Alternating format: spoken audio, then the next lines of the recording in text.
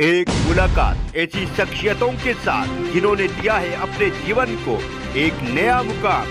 रूबरू कराएंगे ऐसी कुछ हस्तियों के साथ एक खास शख्सियत के साथ मुलाकात। जयदेव पटेल के साथ नंबर 1 इंडिया। नमस्कार व्यूअर्स, मैं जयदेव पटेल और आप देख रहे हैं नंबर 1 इंडिया न्यूज। आपका एक बार फिर स्वागत है एक खास शख्सियत के साथ मुलाकात प्रोग्राम में। आज हम बात करेंगे लोकसभा चुनाव 2024, जिसमें अब कुछ दिनों का समय शेष रह गया है। इसको लेकर भारतीय जनता पार्टी पूरी तरीके से एनडीए के साथ कमर कस चुकी है और एनडीए का इस बार का टारगेट 400 पार और बीजेपी का 370 के पार। आखिर ये कैसे पूरा होगा, इन्हीं तमाम मुद्दों पर बात करने के लिए हमारे साथ खास मेहमान है भारत सरकार में वाणिज्य और उद्योग मंत्रालय के राज्य मंत्री सोम प्रकाश। सोम प्रकाश, आपका बहुत स्वागत है आज हमारे प्रोग्राम में। सोम प्रकाश, आपसे हमारा पहला सवाल है कि एनडीए ने इस बार 400 पार का जो आंकड़ा रखा है, ये कैसे पूरा होगा? देखिए, एनडीए ने टारगेट दिया है 400 पार का और भारतीय जनता पार्टी हर हाल में 370 को पार करेगी, ऐसा टारगेट दिया है और ये अचीवेबल टारगेट हर हाल में अचीव होगा, क्योंकि भारतीय जनता पार्टी ने इतना अच्छा काम किया एनडीए की गवर्नमेंट ने। इसलिए वो काम किए जो कभी सोचे भी नहीं जा सकते थे और जो सपना सा लगता था वो काम पूरे किए हैं। और इसी बात के जैसे लोगों की आशा के मुताबिक सारे काम हुए हैं। 370 आर्टिकल खत्म होना, मंदिर का निर्माण अयोध्या में और विकास के काम, चाहे नेशनल हाईवे की बात करें चाहे रेल की बात करें, हर क्षेत्र में बहुत काम हुआ है। इसलिए ये टारगेट जो है अचीवेबल टारगेट और हर आराम से इसको पार करेंगे। जी सोम प्रकाश जी, एनडीए के 400 पार के टारगेट को लेकर मल्लिकार्जुन खड़गे कांग्रेस के अध्यक्ष, उन्होंने तंज कसते हुए कहा है कि इस बार बीजेपी पूरी तरीके से साफ हो जाएगी।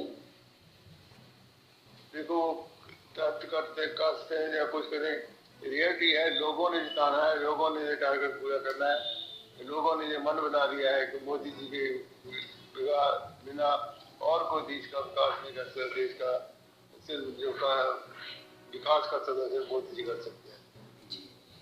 सोम प्रकाश जी, इस बार अगर हम बात करते हैं तो कांग्रेस के कई लीडर्स बीजेपी के अंदर शामिल हो रहे हैं, तो क्या ये प्रधानमंत्री नरेंद्र मोदी की एक जो लोकप्रियता है या फिर जो विजन है उसको लेकर शामिल हो रहे हैं या फिर एक ईडी का डर है?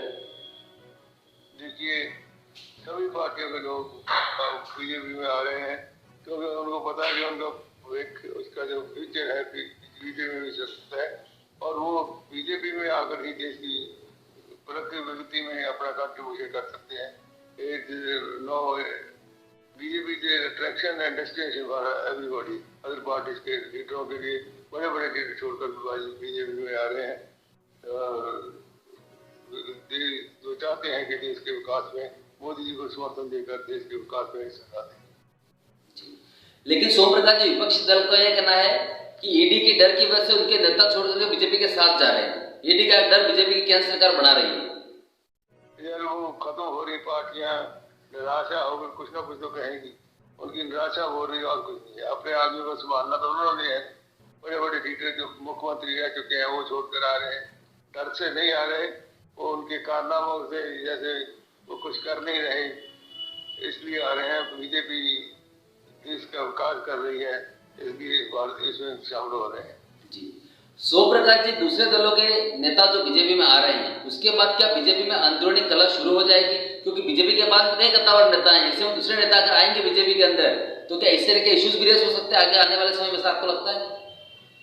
बीजेपी का एजेंडा है देश का विकास करना, देश की राष्ट्रवाद की बात करते हैं, अपना शर्त को पीछे रखते हैं, देश को आगे रखते हैं। इसलिए कोई ऐसा क्लैश होने की बात नहीं है।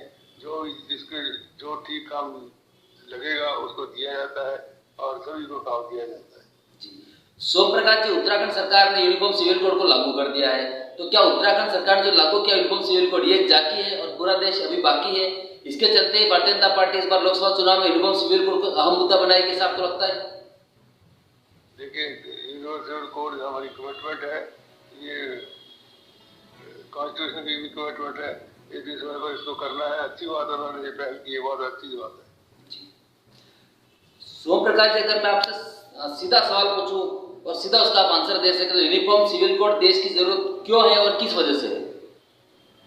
यार, एक देश में जो लोग रहते हैं उनको एक ही कानून होना चाहिए, प्रॉपर्टी के लिए, इनहेरिटेंस के लिए, सभी को एक जैसा होना चाहिए।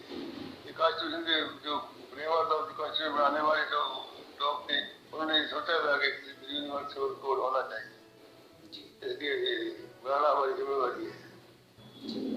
सोम प्रकाश जी, लेकिन कहीं जो मुस्लिम धर्म के लोग हैं, बुद्धिजीवी, उनका ये कहना है कि यूनिफॉर्म सिविल कोड उनके जो मुस्लिम पर्सनल लॉ बोर्ड है उस पर कहीं ना कहीं आप लोग हमला करने की कोशिश कर रहे हैं। अगर संविधान बनाने वालों को हम गलत नहीं कह सकते। उन्होंने सोचा था संविधान में डाला है कि सिविल कोड बनना चाहिए, इसलिए जो उन्होंने सोचा वो करना हमारी जिम्मेवारी है। तो हम सारे कंट्री संविधान के मुताबिक चलती है, तो संविधान को लिखा है उसको पूरा करना, और ये देश के लिए जरूरी है। यूनिवर्सल सिविल कोड देश की जरूरत है जी।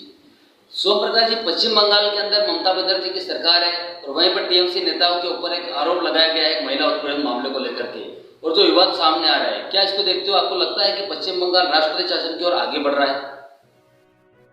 देखो राष्ट्रपति शासन तो बहुत एक्सट्रीम सिचुएशन में जाके रखता है। अगर उनको सरकार कॉन्स्टिट्यूशन की प्रोविजन के मुताबिक करनी चाहिए, संविधान के मुताबिक सरकार चले, तो फिर कहीं राष्ट्रपति राज नहीं लगेगा।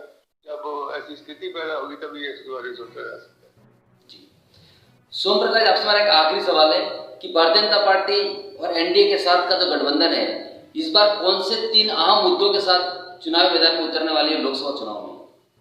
देश का विकास, देश की तरक्की, देश की खुशहाली, गरीब की खुशहाली, महिला की खुशहाली, यूथ की खुशहाली, गरीब की खुशहाली, यही हमारा मंत्र है। सोम प्रकाश, आपने हमारे समय निकाला, उसके लिए आपको बहुत बहुत धन्यवाद। थैंक यू, धन्यवाद।